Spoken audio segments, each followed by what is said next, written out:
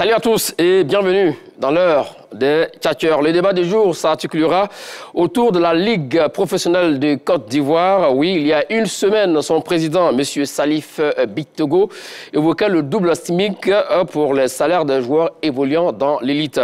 Alors, rémunération des joueurs, la proposition faite par le président de la Ligue professionnelle, Salif Bictogo, est-elle satisfaisante? On ne change pas un duo qui gagne, on prend les mêmes et on recommence. Salut à vous, Charles Demandé et Martial Gourou. Salut Magat. Vous allez bien? Oui, assez bien. Heureux de vous retrouver. Après M. Souri Diabaté, la Ligue professionnelle de Côte d'Ivoire tient son nouveau président. Il s'agit de M. Salif Bictogo, 63 ans, ancien président du Sela Club de Djamé. Voyons le parcours tout confondu de l'homme en tant que joueur et en tant que aussi, dirigeant. Alors, il a commencé chez les juniors en 1977, au Sela Club d'Adjamé. Et en 1979, senior, chez les seniors du Sela. Et champion donc de Côte d'Ivoire la même année. En 1981, première sélection en équipe nationale de Côte d'Ivoire. Compétition l'appelait Jeu Ivoiro-Gabonaise. Gabonaise. Voilà. La compétition Ivoiro-Gabonaise. Non, Gabonaise. Jeu Ivoiro-Gabonais. Voilà. Mais et en 1981, champion de Côte d'Ivoire. En 1984, champion de Côte d'Ivoire. Et fin de carrière en 1983. C'est vrai que sa carrière, ça n'a pas assez duré. Maintenant, en tant que dirigeant, il a commencé déjà, il a fait ses classes déjà en 1988, étant président des sporteurs du Sela à Yamoussoukro. Et de 90 à 98, dirigeant du comité directeur d'ICO de Feu Bar Suleiman. De 2002 à 2007, PCA du Sela Club d'Adjamé. De 2003 à 2005, deux fois finaliste de la Coupe Félix Houphouët-Boigny, toujours avec le Sela Club d'Adjamé. De 2003 à 2005, éliminé au deuxième tour de la Coupe CAF, donc Coupe de la Confédération, appelée Coupe de la Confédération maintenant. Alors, contrairement à ce qui se raconte, ça et là, Charlio et Martial, c'est un homme qui a quand même tapé dans le ballon, dans le cuir, Salif Bictogo. Contrairement à ce qui se raconte comment. Mais on sait tous que c'est un ancien joueur du club. Vous le savez, mais d'autres ne le savent pas. Ouais, il a joué au Sela Club. Il a gravi des étapes. Il a été joueur dans l'équipe de jeunes, ensuite dans l'équipe première du Stella. Après, il a été président des supporters. Il a fait partie d'un comité directeur. Ensuite, il est devenu président du club, PCA, etc., etc. Donc, il a gravi des échelons. Il n'a pas brûlé les étapes. Aujourd'hui, et ça, c'est important. Depuis près de 25 ans, il est là, dans ce milieu-là. Il connaît un peu, pour employer les termes qu'ils aiment bien, les rouages de ce football-là. Voilà. Le thème de votre ami Anne Guémé, vous savez de qui je parle. Alors, donc, un homme comme ça, comme il le dit, Charles Demandé, qui connaît bien les rouages, il est bien placé et pour maîtriser quand même les questions brûlantes de l'actualité du football local. Oui, effectivement, Salif Bictogo est un enfant du football. Ça, il faut le lui reconnaître.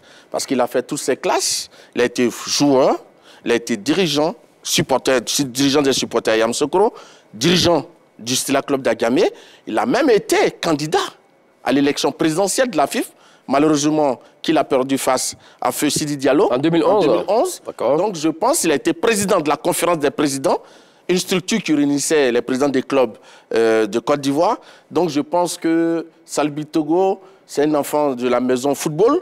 Il connaît les arcanes du football ivoirien et je pense qu'il a vraiment le profil pour diriger cette ligue professionnelle. Comme il le dit, il a vraiment le profil pour diriger la ligue professionnelle parce qu'il connaît bien les rouages du football. Oui, absolument, parce que quand tout à l'heure l'a dit, il était candidat en 2011, il a été aussi candidat, mais candidat, il n'est pas allé au bout en 2015, mais malgré 2016, l'ex-comité exécutif, sa candidature avait été rejetée. Est-ce qu'il remplissait les conditions? Ça c'est un autre débat. Voilà. Donc sa candidature avait été rejetée. Et c'est vrai qu'il connaît un peu, il connaît ce milieu-là. Et puis, pour être président de la Ligue, mais moi je ne dirais pas Ligue professionnelle. Ligue professionnelle, je veux dire Ligue Ligue de football nationale. Ligue nationale de Et pourquoi vous ne direz pas Ligue professionnelle? Non, parce que quand... Donc, le championnat n'est pas professionnel? Non, mais quand c'est trop gros, parce que Ligue professionnelle, ça englobe beaucoup de choses. Un statut juridique, un statut financier, ça englobe beaucoup de choses. C'est pas le cas? Non, c'est pas le cas. C'est pas le cas. Si c'était le cas, on n'aurait pas proposé 120 000 francs comme salaire à des joueurs professionnels. Donc, c'est pour ça, bon, on va venir tout à l'heure au débat, mais je dis que, pour moi, depuis longtemps, c'est pas le cas. Moi, je vais appeler ça Ligue nationale de football. Mais pas Ligue professionnelle. À partir du moment où les footballeurs vivent de ce métier-là, du football, même si certaines conditions ne sont pas réunies, mais on dira que c'est leur profession, donc c'est professionnel. Donc à l'époque, en 1980, 79, 80, 85? Non, ils ne vivaient pas du football. Il y a certains qui travaillaient, certains étaient des étudiants, certains étaient des élèves, comme les Pascal Miezan, mais ils avaient de la passion du football. Donc ils venaient pratiquer leur passion. Ils ne vivaient pas de ce football-là. Mais aujourd'hui... Tu penses qu'aujourd'hui, tous ces footballeurs vivent de ce football-là? Oui, mais bon, d'accord, on va parler plus... On peut dire qu'ils n'ont pas assez d'argent, mais je pense que le peu qu'ils gagnent, ça leur permet de nourrir. On n'a pas vite en besoin, on n'est pas encore dans le débat. Restons sur le président, le tout nouveau président de la Ligue professionnelle. Comme il l'a dit, pour lui, dire Ligue professionnelle, c'est un peu galvaudé, c'est bien cela, si, à vous écouter. Je le comprends. Oui. Il veut dire, effectivement, cette Ligue professionnelle n'a pas de trucs juridiques, de fondement juridique, ça c'est vrai. Elle dépend totalement du comité exécutif. Ça n'a pas inscrit dans les statuts de la FIFA? Non. Elle n'a pas de fondement juridique. D'accord. Elle, financièrement, elle dépend du comité exécutif de la fédération. Mais ce que je retiens, c'est que les footballeurs aujourd'hui qui pratiquent ce métier-là, qui sont dans cette discipline, vivent de ce métier-là. On va rester... on parle de la Ligue professionnelle d'abord. On va revenir sur les joueurs. Qui a posé un... D'accord. Non, on va avancer.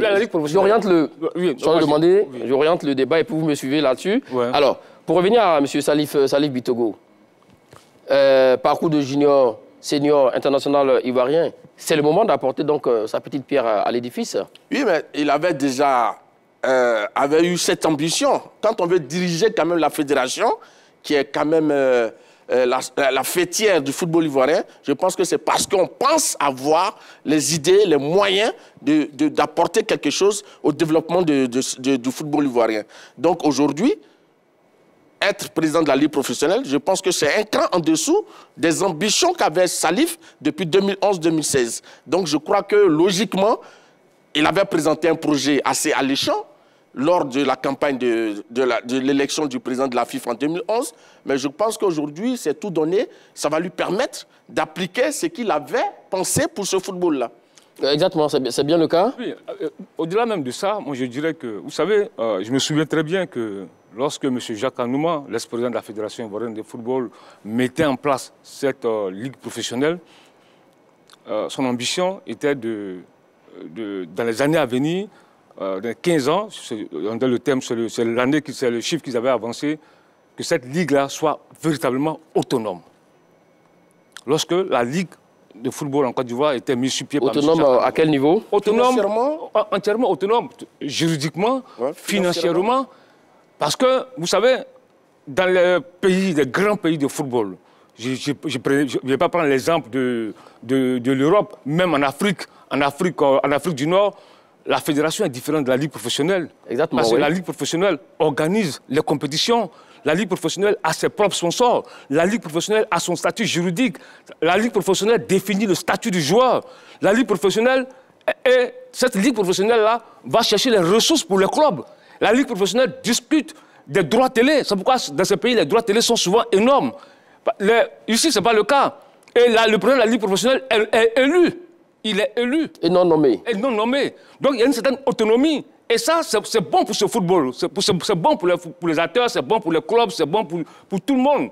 Mais malheureusement, je pense que, pour moi, on a raté le cap. Avec le comité de normalisation, on aurait dû aller dans ce sens-là. Vous n'allez pas refaire encore l'histoire, mon cher Charles Demandé. Mais je ne refais pas l'histoire. C'est un constat que je suis en train de faire. Pour moi, je pense que on a raté le coche. On est resté presque coché sur l'élection du président de la fédération, etc., etc. Mais là, il y avait quelque chose à faire. Cette autonomie de cette ligue professionnelle-là. Voilà. Vous êtes d'accord avec lui? Je vais ajouter quelque chose. Les dirigeants des clubs à qui appartient la Fédération ivoirienne de football avaient mené ce débat à l'une de l'Assemblée générale. Mais la majorité a décidé que, pour l'instant, il était un peu trop tôt de donner une autonomie à cette ligue professionnelle. Mais trop tôt, comme il le dit, ça a été créé sur Jacques Anouma. Parce que certains se disaient, imaginez sur l'instant, le président de la Fédération ivoirienne de football, il est élu, mais déjà, il y a certains qui le contestent. Imaginez si le président de la Ligue professionnelle est élu et celui de la Fédération, du comité exécutif est élu, à un moment, il risque d'avoir... il aura trop de contre-pouvoir. Il aura des problèmes. Donc c'est pourquoi les clubs ont dit, attendons d'abord, on va mener ce débat plus tard. Donc c'est l'information que je voulais apporter. Non, mais il y aura trop de problèmes. À quel niveau?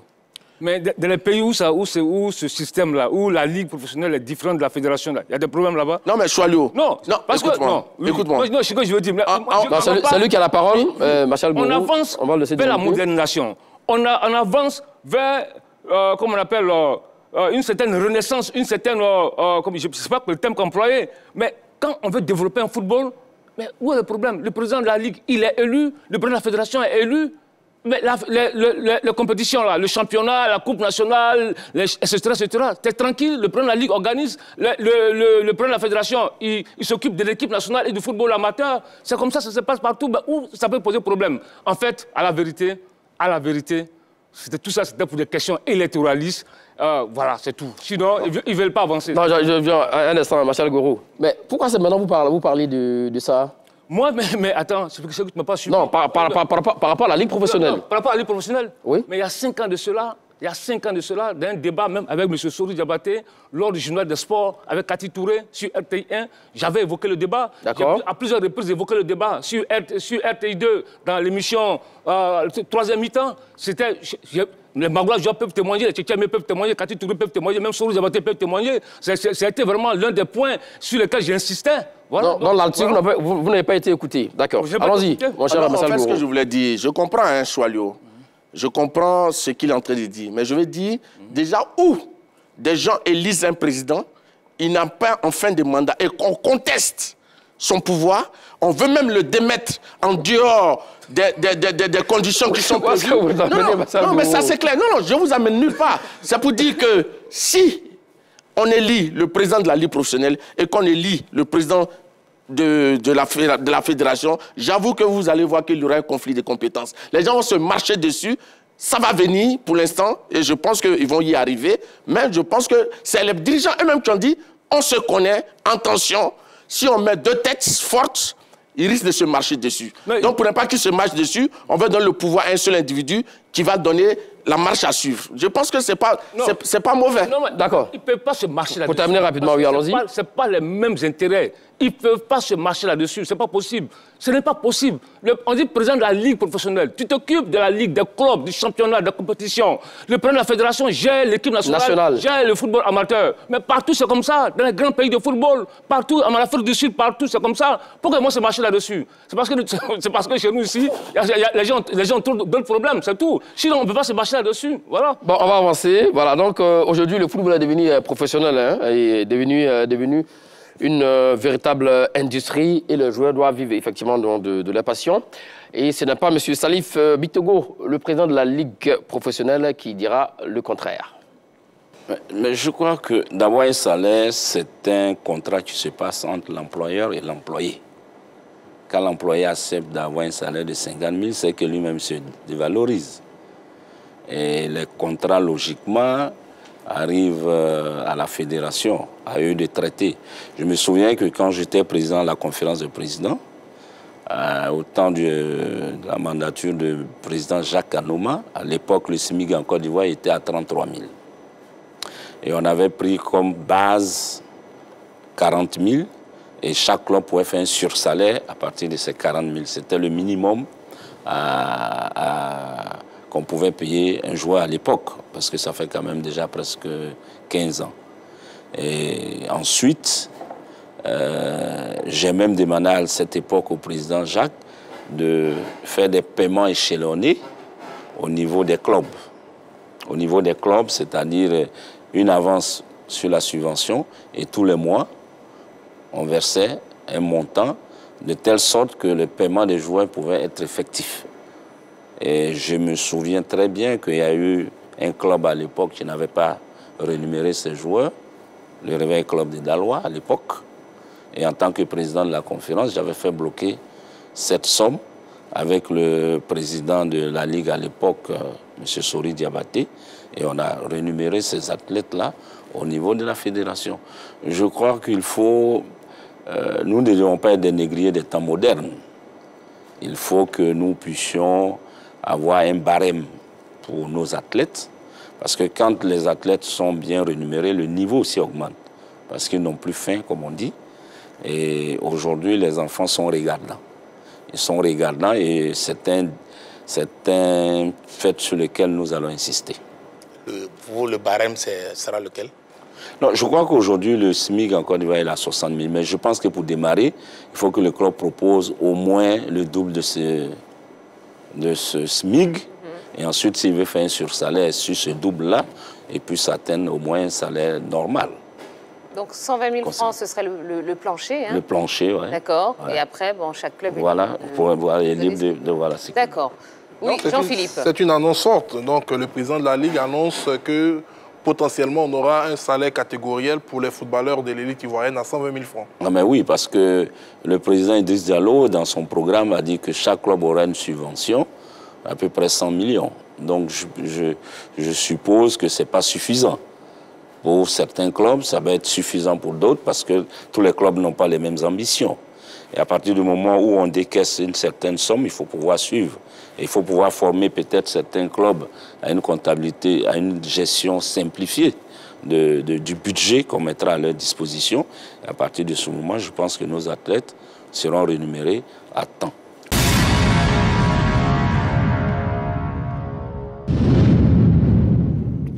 C'était M. Salif Bitogo, président de la Ligue professionnelle, sur le plateau de la Grande Team le 8 mai dernier. Messieurs, donc, on met donc les pieds dans le plat. Alors, rémunération des joueurs, la proposition faite par le président Salif Bitogo est-elle satisfaisante? Je vais lui demander. On parle, bien sûr, du SMIC de 120 000 francs. Écoutez, moi je pense qu'il faut qu'on se dise la vérité. Cette base-là n'est pas bonne. Ce n'est pas une bonne base pour moi.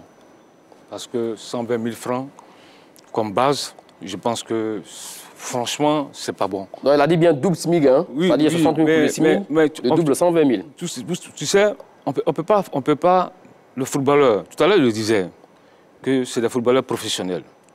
Ils ne font pas autre métier. Ils ne font aucune autre activité. Oui, oui. C'est vrai qu'on nous dit que c'est une base. Mais déjà, moi, je dis que la base est mauvaise. Parce que... Elle est mauvaise à quel niveau? Le montant est peu, 120 000 francs, c'est peu.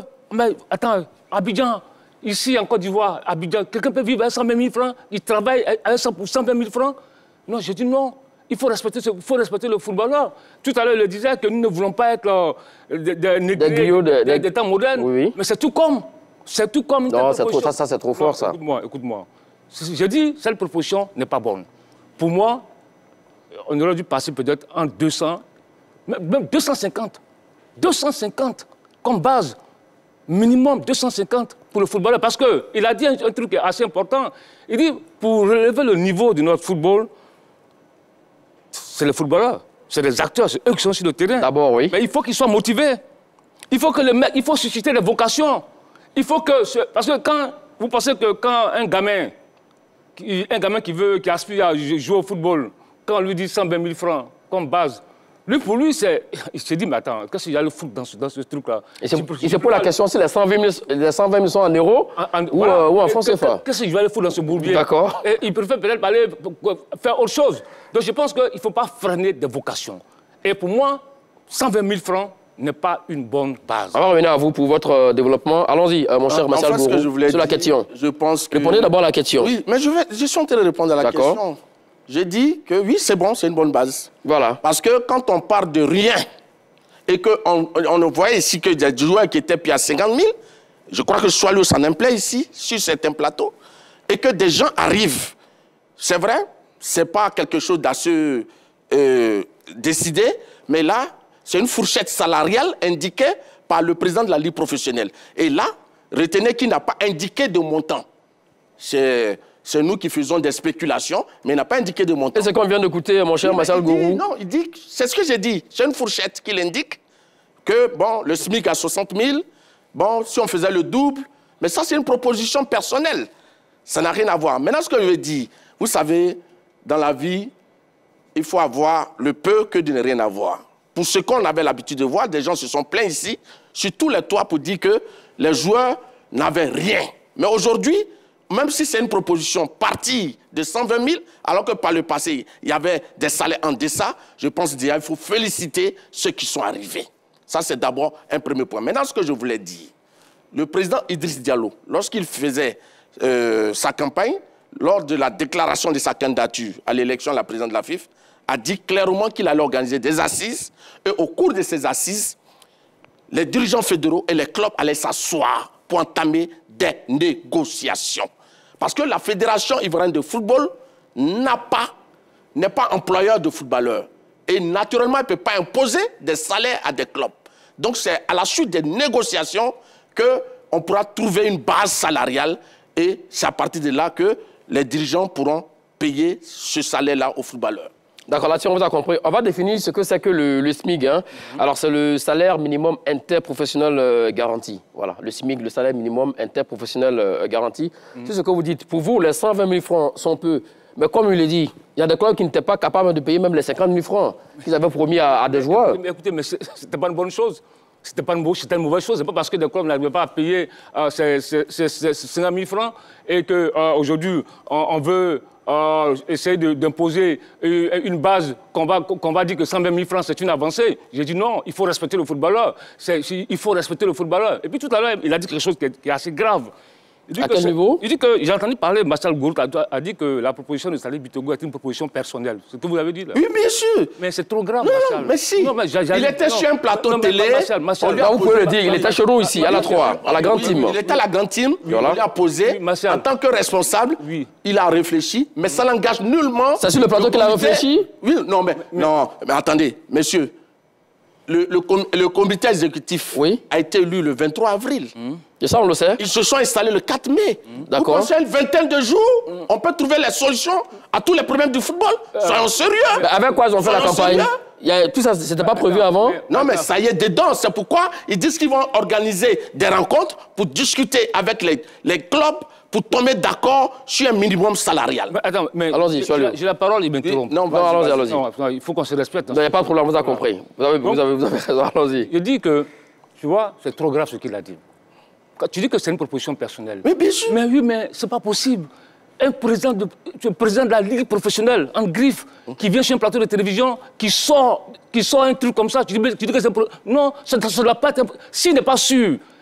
Parce que pour prendre une telle décision, comme tu le dis, je suis d'accord avec toi sur ce point, il faut une discussion avec des partis, la fédération, le comité exécutif, les clubs, le syndicat des footballeurs. Le syndicat des footballeurs, parce qu'ils ont leur mot à dire. Malheureusement, ici, bon, le syndicat des footballeurs, c'est devenu un instrument politique. Bon, et les dirigeants même de ce syndicat-là sont aujourd'hui... J'avais demandé avançant sur votre argument. Non, c'est une précision. Les dirigeants de ce syndicat sont avec le nouveau comité exécutif.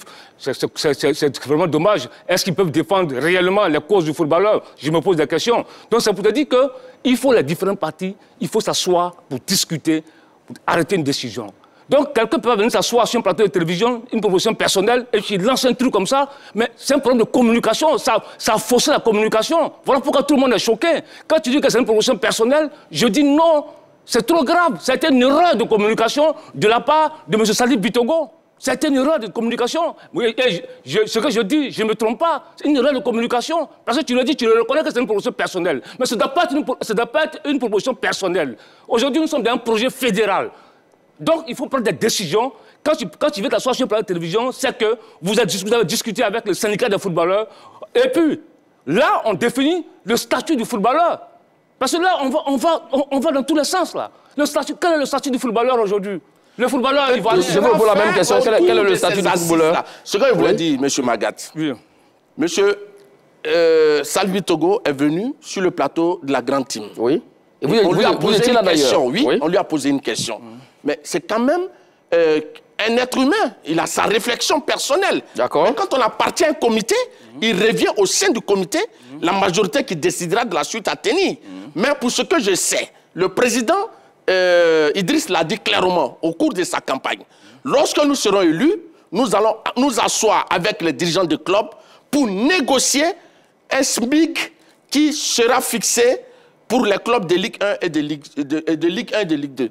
Mais cette rencontre aura lieu. Bon, mais Marshall... Donc il n'y a pas de problème. Marshall, oui. avant que cette rencontre ait lieu, donc tu ne sors pas un tel truc. Tu attends que la rencontre ait lieu avant de sortir un tel truc. Mais la question de savoir, non, on n'est pas encore prêt. On va discuter avec les différentes parties, on va discuter avec le syndicat des footballeurs, on va discuter avec le club, on va arrêter un montant, un SMIC pour le footballeur de Ligue 1, de Ligue 2. Voilà, voici la réponse. À vous suivre, en disant, en annonçant les 120 000, ça veut dire que c'est ce qui sera retenu. Mais non, pas du tout. Non. Il a indiqué une fourchette salariale. C'est sur lui qui a la parole pour le moment, Martial Gourou, allons-y. Lorsqu'il vient annoncer les 120 000, que le président, franchement, est nommé de la Ligue professionnelle, c'est comme si c'était ce qui était décidé, alors que c'est pas ça. Alors que c'est pas ça, à l'entendre. On espère bien. Alors que c'est pas ça. À l'entendre, tu penses que le syndicat des footballeurs, l'AFI, est d'accord avec ce montant? Tu penses que certains clubs sont d'accord avec ce montant? Tu penses que les membres du comité exécutif de M. Driss Dalo sont d'accord avec la communication de M. Salif Bitongo? Puisque tu dis que c'est une proposition personnelle. Je dis non, je sais de quoi je parle. Mais Choualio, Salif appartient à un comité exécutif. Il est président de la Ligue professionnelle. Il peut avoir son idée de la situation du SMIC que lui, il pense. Mais ils vont en débattre au cours de ces assises. Mais avant d'en débattre, pourquoi donner l'information? Non, mais est-ce qu'il n'a pas le droit de donner sa pensée? Non, mais c'est trop grave. C'est pas interdit. Il est libre de donner sa pensée. À lui, c'est sa pensée. D'accord. Maintenant, l'ensemble va décider. Mais ça ne peut pas dire que c'est quelque chose qui est assez grave. Non, j'ai dit d'accord. Tout à l'heure, vous avez dit que les 120 000, c'était vraiment une très bonne somme. Aujourd'hui, nous sommes à Abidjan. Est-ce qu'on peut vivre avec 120 000 francs, surtout pour un joueur professionnel? Monsieur Magat, oui? Vous savez, je vais vous dire une chose. Dites-nous. Par le passé, on ne prévoyait même pas 120 000 francs. Parce qu'il y a des gens qui touchaient moins que ça. Mais si des gens arrivent à moins de 20 jours... Par contre, il y a des gens aussi qui touchaient aussi plus. Oui, en moins de 20 jours. Oui. Et qu'ils font une proposition d'améliorer le minimum salarial au niveau des footballeurs de Ligue 1 et de Ligue 2, je pense que même si ce n'est pas ce qu'on souhaite, mais déjà je pense qu'il y a une amélioration, une nette amélioration, et ça, on ne peut pas cracher dessus. Charles, avant de vous donner la parole, un instant s'il vous plaît. Alors, je reste avec vous, Martial Gourou. Selon les textes de la FIFA, sur la compétition de Ligue 1 et Ligue 2, c'est-à-dire dans le règlement de la Ligue, il faut qualifier 30 joueurs. Tout à fait. Alors, c'est les 30 joueurs pour 120 000 francs. Quand on fait les calculs, ça avoisine les 43 200 000.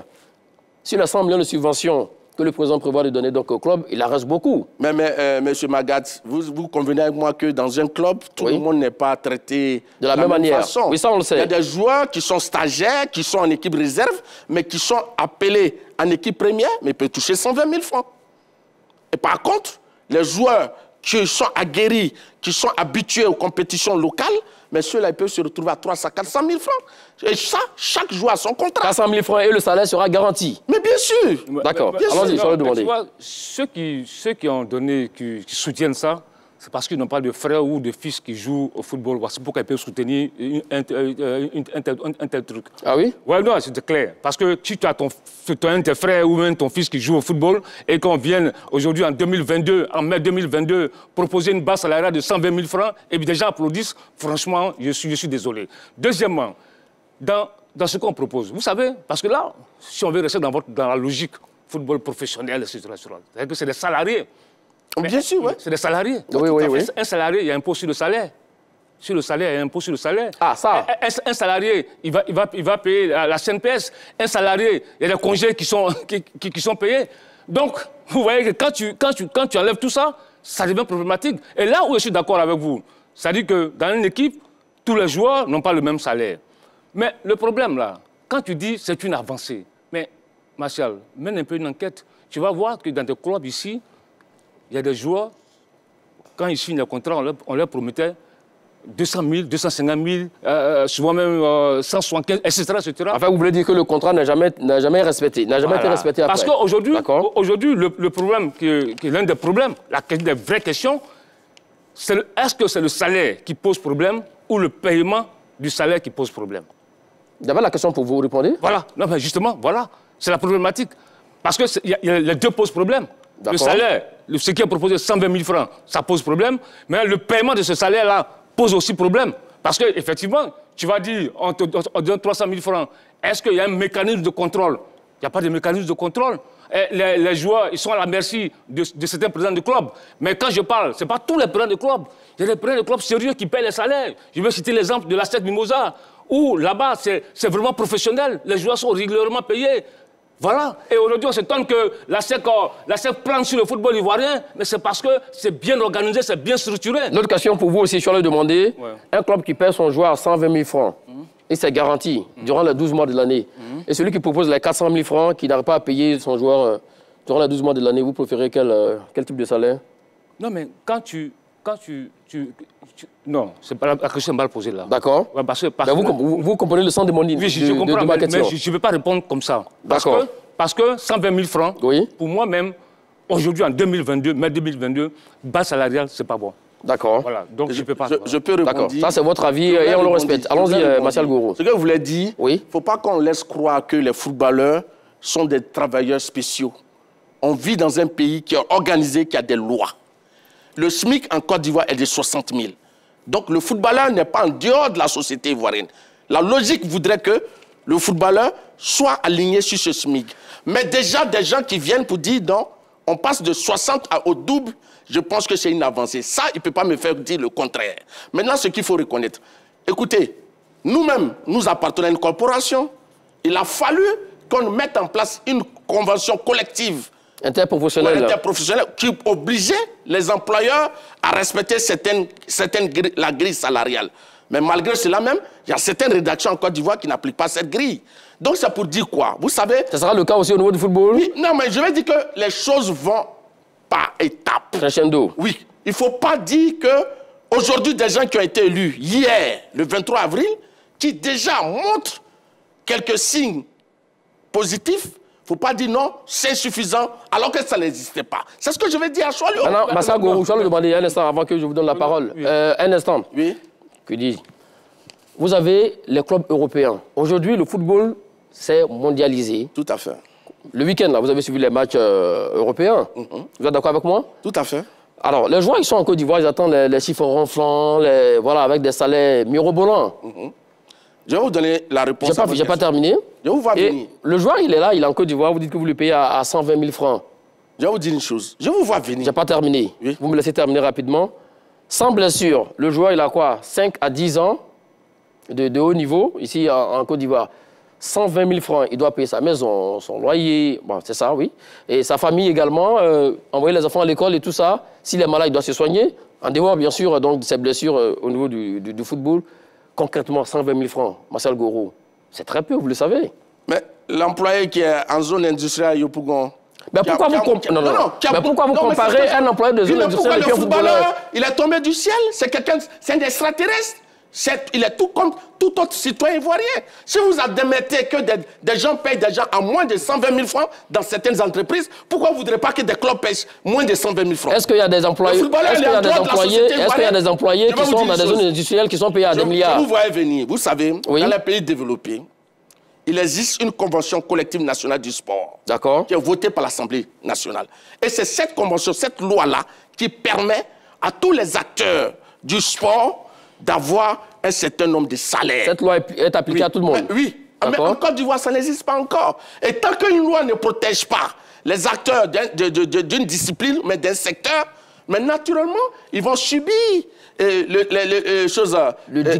dictats des patrons. Maintenant, la nouvelle fédération qui vient d'arriver dit: nous allons organiser des assises, nous allons asseoir avec les employeurs, ceux qui emploient les clubs, parce que je dis une chose, la fédération ne peut pas imposer un salaire au président des clubs. Oui, là, on le sait, Donc, ils vont discuter. Au cours de cette discussion, ce qui sera arrêté sera appliqué. Mais c'est ça.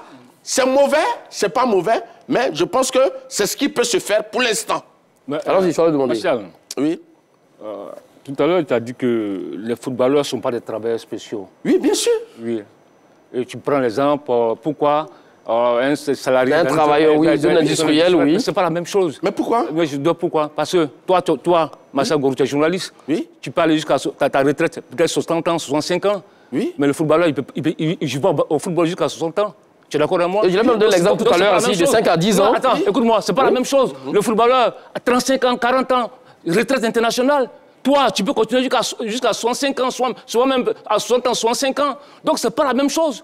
C'est pas la même chose. Il ne faut pas comparer le métier de footballeur au métier de journaliste. Tu as pris l'exemple de la convention collective des journalistes. Mais c'est différent, Marcel Gourou. C'est différent. C'est pas différent. En Europe, il y a une convention qui existe qui oblige les acteurs à avoir un salaire. Oui. Mais pourquoi on ne le ferait pas en Côte d'Ivoire? Oui, justement. C'est parce que voilà. Vous déplacez le problème, mon cher Marcel Gourou. Non, je déplace pas. On reste au niveau de la ligue professionnelle. Oui, mais c'est ce que je dis. Au niveau de la ligue professionnelle. La ligue professionnelle, les gars, je dis, sois-le un peu gourmand. Mais attends. Il faut être réaliste. Sois-le.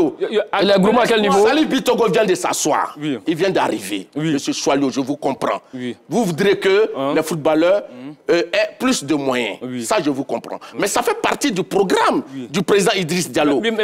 Lors de ces assises, ils vont discuter, ils vont trouver les moyens pour permettre... Mais Marshall, tu vois que tu me rejoins.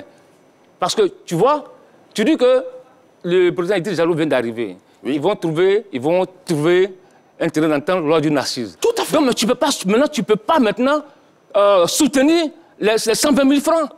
Tu ne peux pas soutenir ça, parce que ce n'est pas encore décidé.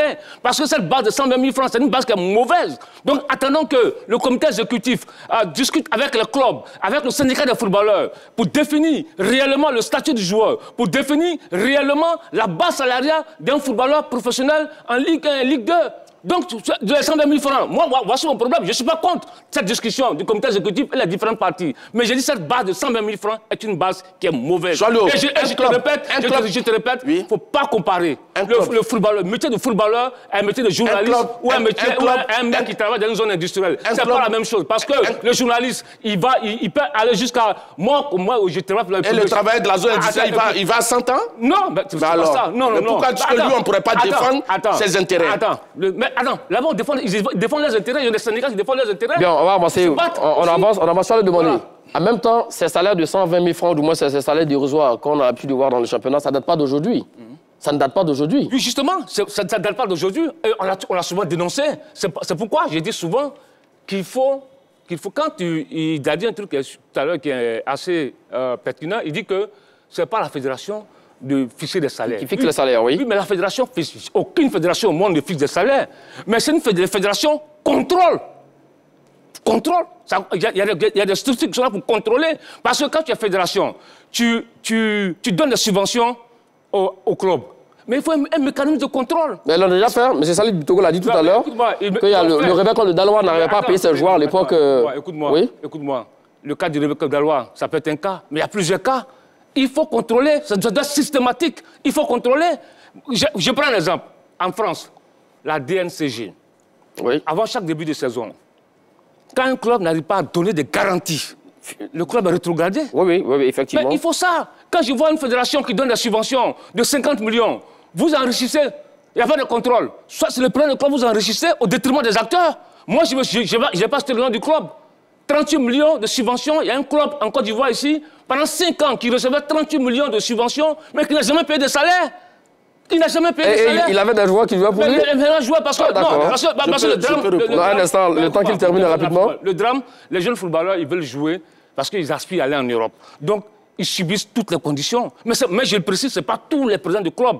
Il y a des présidents de clubs qui sont sérieux, qui sont organisés, comme la SEC et d'autres clubs qui sont organisés, qui sont bien structurés. Mais par contre, il y a d'autres qui ne le font pas. Comme il l'a dit, on a l'impression effectivement qu'il y a certains présidents de clubs qui veulent s'enrichir. Tout à l'heure, j'ai fait le calcul. 30 joueurs multipliés par 120, ça fait 43 200 000. Sur 100 millions de subventions, il en reste beaucoup. Même si on enlève le salaire du staff technique. Votre calcul est assez faux. Non, pas du tout. Vous me laissez terminer, Même quand on a déduit au niveau du salaire du staff technique, il en reste encore beaucoup. Il va rester peut-être à peu près 35 millions. Et ça également, il y a certains présidents de clubs qui empochent ce genre de sommes. La gestion d'un club ne se limite pas. D'abord, vous partez sur la base de 120 000 francs. Mais je dis que dans un club, tous les joueurs ne sont pas alignés sur le même salaire. Ça, c'est de un. Ça, on le sait, oui. Les charges d'un club, ce n'est pas seulement les salaires. Mais on sait qu'aujourd'hui, en Côte d'Ivoire, on n'a pas... Il y a les mises au vert. On n'a pas de club professionnel. Il y a les transports. Oui.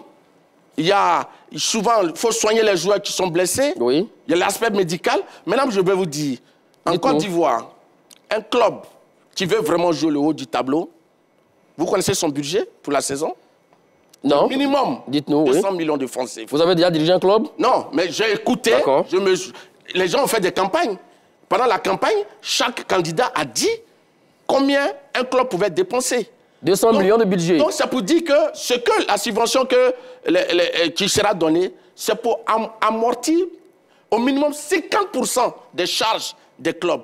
Les présidents de clubs mettent la main à la poche pour terminer les saisons. Quand vous dites que 100 millions peut permettre de boucler la saison, je pense que c'est une insulte à ces personnes-là qui se saignent financièrement pour porter à bout de bras leur club. Juste 100 000 francs, 100 millions pour un club de Ligue 1, c'est largement insuffisant. La preuve, la SEC d'Abidjan, un budget annuel de combien? C'est des milliards par an, la SEC d'Abidjan. Mais la SEC d'Abidjan fait partie des clubs de Côte d'Ivoire. C'est pour dire que les gens vont chercher de l'argent additionnel ailleurs pour subvenir aux besoins du fonctionnement de leurs clubs. D'accord. Vous parlez, on va avancer sur le demander, vous parlez effectivement des sommes additionnelles. Oui, tout à fait. Alors, on va voir ce tableau qui arrive. Les 4 grandes sources d'entrée d'argent pour un club de football.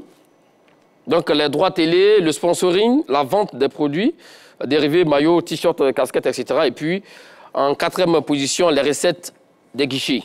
Concrètement, aujourd'hui, en Côte d'Ivoire, hormis les droits télé qu'on a, quel club aujourd'hui en Côte d'Ivoire est capable de faire du sponsoring tout azimut pour amasser un peu d'argent ou même la vente des produits dérivés? Écoutez, c'est une question assez... c'est la SEC Mimosa. La SEC Mimosa, c'est l'exemple. Et puis aujourd'hui, le FC San Pedro, parce que le FC San Pedro appartient à une grosse structure, à une grosse société. D'accord. Donc, qui a racheté ce club-là, qui met beaucoup d'argent. Et bientôt, vous allez voir Yam Sokro, qui sera aussi dans ce modèle-là. Cela, Martial disait que nous ne sommes pas en train de faire le procès des présidents de club. Nous ne sommes pas en train de dire que les présidents de club font... Ce n'est pas ce que nous disons. On l'a dit, c'est vrai. Il y a des présidents de club qui sont sérieux, qui travaillent, qui font beaucoup d'efforts, qui mettent l'argent dans la poche. Mais le débat, ce n'est pas ça. Le débat, parce que c'est les joueurs, le salaire des joueurs. Voilà le vrai débat. Parce que quand tu es au club, le président du club a intérêt, lui-même il a intérêt à ce que tes joueurs soient mieux traités pour que ces joueurs puissent produire du spectacle. Voilà. Mais malheureusement, il y a certains qui empochent la subvention au détriment des acteurs. Il ne faut pas généraliser la situation. C'est pas, il a dit certains, il a bien dit certains. Dans tous les corps de métier, il y a des brebis galeuses. C'est pas seulement au niveau des dirigeants de clubs. Nous sommes en train de parler des clubs. Tu as généralisé, vous avez généralisé comme si tous les présidents des clubs prenaient l'argent des subventions. Non, Massa Gourou, non. Mais donc, citez les clubs, citez les dirigeants qui mettent l'argent dans la poche. On a dit certains dirigeants, effectivement. Et vous le savez, vous êtes dans le milieu du football, vous le savez. On n'a jamais généralisé. J'ai donné tout à l'heure l'exemple de la SEC. Quel exemple de la SEC qui est un modèle. Ça, c'est le bon exemple. Oui. Mais le mauvais exemple, c'est qui empoche. Vous l'avez dit certains. On cite le bon exemple. On cite le bon exemple. On cite le bon exemple. Pourquoi on parle de cette histoire de 120 000 et autres? Parce qu'aujourd'hui, si vous payez les joueurs à 120 000 francs, mais vos talents, ils vont vite partir en Europe. Votre championnat que vous aimez tant, vous n'aurez plus de talent. La plus belle femme ne peut donner que ce qu'elle a. Vous avez regardé sur mes fiches? Non, ça je l'ai dit, mais vous savez, j'ai pas quand même mais je l'avais sur mes fiches là. Oui, j'ai pas de loup pouvoir. Je veux dire que la plus belle femme ne peut donner que ce qu'elle a. D'accord. Je pense que pour l'instant, ne soyons pas vraiment, n'exagérons pas. Les gens sont arrivés, ils sont à leur premier pas. En moins de 20 jours, on ne peut pas transformer un enfer en paradis. Donc, ils proposent quand même quelque chose. Les gens, ils étaient à l'enfer? Ils n'ont pas proposé. D'accord. Massa Gourou, tu dis que ça n'a pas été proposé. N'a pas été proposé. Mais c'est une proposition Mais est-ce que c'est une proposition du comité exécutif? Non, c'est ce que j'ai dit. Bon, voilà, que c'est pas encore fait, ils vont discuter. Justement. Mais M. Salif l'a proposé. Oui. Et c'est sur cette base que nous sommes en train de discuter. Mais pourquoi vous dites que la plus belle femme ne peut donner que ce qu'elle a? Oui, mais les clubs... Ça n'a pas été proposé. Vous pensez que 100 millions, c'est des milliards? Le commerce, le nouveau commerce, peut-il respecter ses engagements? Le nouveau commerce peut-il respecter ses engagements au niveau de la Ligue professionnelle? Non, je pense que non, ils doivent respecter leurs engagements. D'accord. Parce qu'ils sont attendus au coin du feu. Parce que eux, certains ont porté des critiques, beaucoup de critiques sur l'ESCOMES. Donc aujourd'hui, ils sont dans la gestion, ils sont dans la gouvernance. Maintenant, forcément, ils doivent tenir leurs promesses, ils doivent travailler sérieusement. Voilà. Ben voilà, vous avez compris, vous avez dit, effectivement, la plus belle femme ne peut donner que ce qu'elle a, mais elle doit continuer également de faire des efforts. On espère bien sûr que ces 120 000 francs, si tel est le cas, oui, bien sûr, sera donc, la somme des 120 000 francs sera donc revue à la hausse, bien sûr, pour le bonheur de nos joueurs et pour le bonheur du football local ici en Côte d'Ivoire. Merci à vous, Charles Demandé, merci à vous, Martial Gorou. C'est un plaisir de vous avoir pour parler de ce débat, surtout au niveau du football local. Allez, le débat plaisir, c'est toujours sur les antennes de la 3, d'ici là, portez-vous bien.